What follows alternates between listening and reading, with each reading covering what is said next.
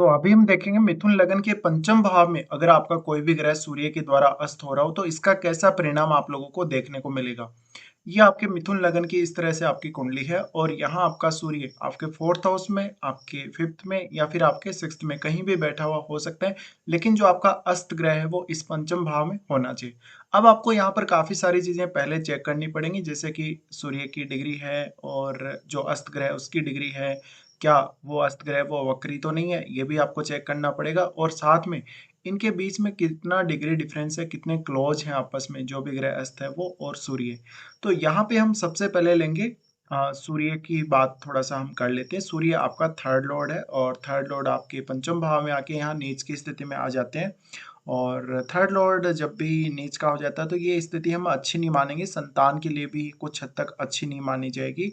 और जातक में हालांकि क्रिएटिविटी और टैलेंट काफ़ी होगा, जातक काफ़ी हार्ड वर्क भी करेगा, लेकिन उस तरीके से उस वे में जातक को सफलता मिलने के चांसेस कम रहते हैं जिस वे में उसको वास्तव में प्राप्त करनी चाहिए या वो प्राप्त करना चाहता है। तो यहाँ पे सबसे पहले हम शनि को लेंगे। शनि अगर यहाँ पे सूर्य से अस्त हो जाते हैं तो यहाँ शनि प्रबल स्थिति में होंगे, क्योंकि सूर्य यहाँ नीच की स्थिति में है इसलिए निश्चित रूप से शनि यहाँ प्रबल होंगे, भले ही यहाँ पर डिग्री डिफरेंस बहुत ज्यादा ना हो तो भी। अब यहाँ जो सूर्य के द्वारा अस्त किया गया है शनि को, तो शनि उस अस्त करने की स्थिति का सामना कर पाएंगे, यानी सूर्य का एक अच्छे से शनि यहाँ सामना कर पाएंगे। अगर शनि यहाँ वक्री हो जाते हैं तो वक्री होने की स्थिति में शनि के जो परिणाम हैं वो आपको कुछ हद तक खराब भी देखने को मिल सकते हैं। अब यहाँ पे देखिए शनि का यहाँ अस्त हो जाना आपके लिए कुछ हद तक अच्छा रहेगा, जैसे कि आप डिसीजन बहुत अच्छे से ले पाएंगे, बहुत मैच्योर डिसीजन ले पाएंगे। इसके अलावा धन संबंधी मामलों में कुछ हद तक पेशेंस रखेंगे आप और एक अच्छी स्थिति बनेगी धन संबंधी मामलों में। एक स्टेबल इनकम, एक स्टेबल आपका बिजनेस हो सकता है।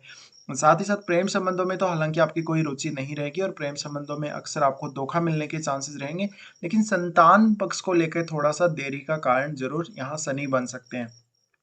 फिर यहाँ पर शनि क्योंकि वो आपके एट्थ और नाइन्थ लॉर्ड है, इस वजह से अगर शनि अस्त हो जाते हैं तो उस केस में आपको थोड़ा ज़्यादा मेहनत, ज़्यादा स्ट्रगल करना पड़ सकता है अपने जीवन में, और कुछ आपके हिडन इनकम सोर्सेज हो सकते हैं जिनसे आपको इनकम प्राप्त होती हो, लेकिन वो जो इनकम होगी वो बहुत ही कम होगी आपके लिए, बहुत ही एक नॉमिनल उसको हम बोल सकते हैं। और आपका भाग्य हालांकि कुछ हद तक आसानी से साथ देगा, लेकिन फिर पिता के साथ मतभेद होने के ज़्यादा चांसेस बन जाते हैं या पिता से कोई भी आपको सपोर्ट ना मिले।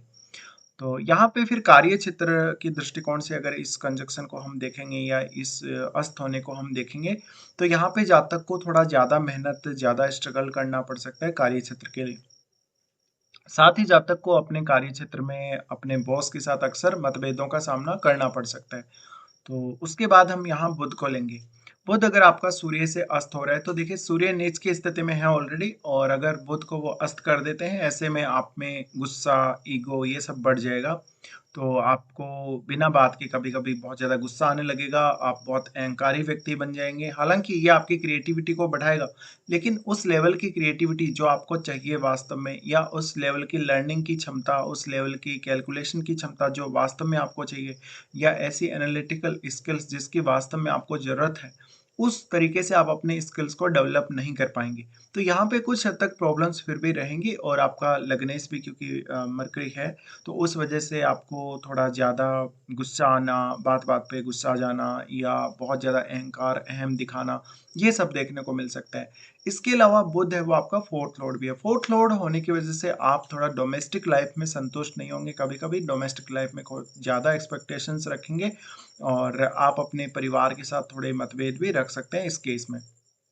अब बात करें अगर हम एजुकेशन की, क्योंकि ये पंचम भाव है, तो एजुकेशन को लेके एक अच्छी स्थिति यहाँ बन सकती है, आपको काफी कुछ सीखने को मिल सकता है, लेकिन वो आपके कितना काम आएगा आपकी लाइफ में ये डिपेंड करता है।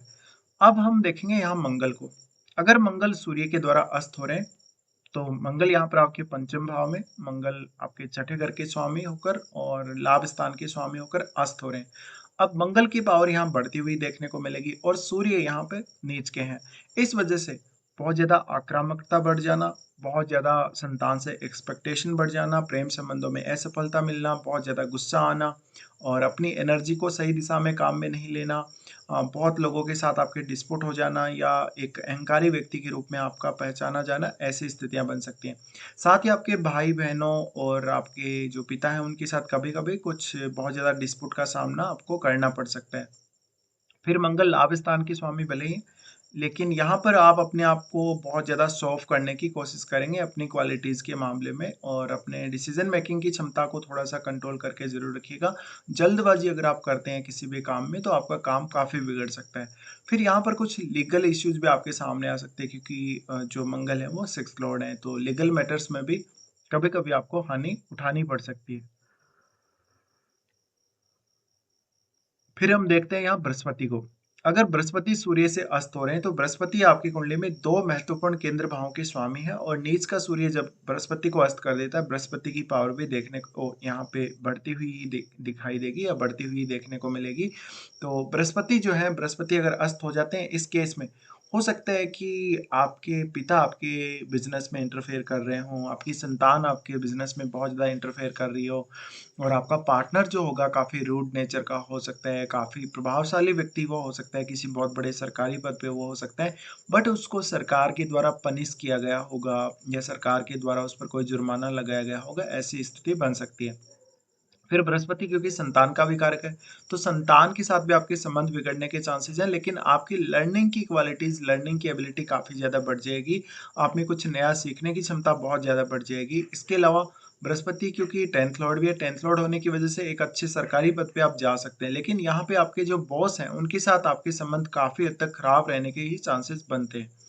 फिर यहाँ पे अब हम आगे बढ़ेंगे और शुक्र को देखेंगे। शुक्र अगर यहाँ सूर्य से अस्त हो जाते हैं, तो यहाँ पे अब आपको क्लॉज़ देखना पड़ेगा कितना क्लोज़ डिग्री वाइज़ ये हैं। जितना ज़्यादा क्लोज़ होगा उतना ही शुक्र यहाँ फिर कमज़ोर भी होगा, क्योंकि सूर्य नीच की स्थिति में है और शुक्र भले ही अपने घर का ही है, लेकिन शुक्र सूर्य के ताप का सामना नहीं कर पाएगा, तो उस वजह से आपको यहाँ प्रेम संबंधों को लेके और मैरिज लाइफ को लेके दिक्कत ज़्यादा से ज़्यादा आएगी। और अगर पुरुष के चार्ट में ये कंजक्शन बन रहा हो और अगर उसमें शुक्र अस्त हो रहा हो, तो इस केस में वो उसका जो पार्टनर होगा, उसकी जो वाइफ होगी, काफ़ी ज़्यादा डोमिनेटिंग, ओवर डोमिनेटिंग हो सकती है और जातक को अपने बच्चों के साथ यानी अपनी संतान के साथ भी काफ़ी मतभेदों का सामना करना पड़ सकता है।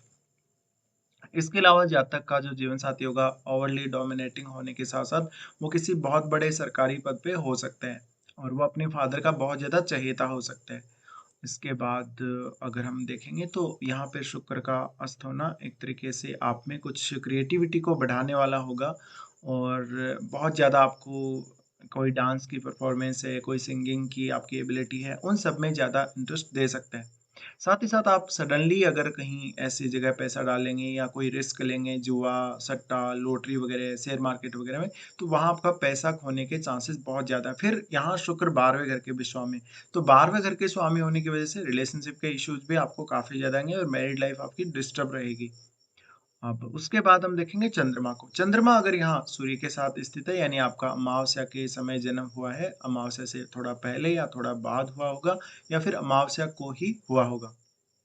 तो ये आपको क्लॉज़ देखना पड़ेगा कितना क्लॉज़ यहाँ पे चंद्रमा है सूर्य के। अब देखिए यहाँ पे जो चंद्रमा है, चंद्रमा अगर यहाँ सूर्य के द्वारा अस्त हो जाते हैं या हम ऐसे बोल सकते हैं सूर्य के साथ चंद्रमा अगर बहुत ही क्लॉज़ स्थित होते हैं, तो ऐसे में आपको ये संभावना है कि इमोशनली बहुत ज़्यादा स्ट्रॉन्ग होंगे आप।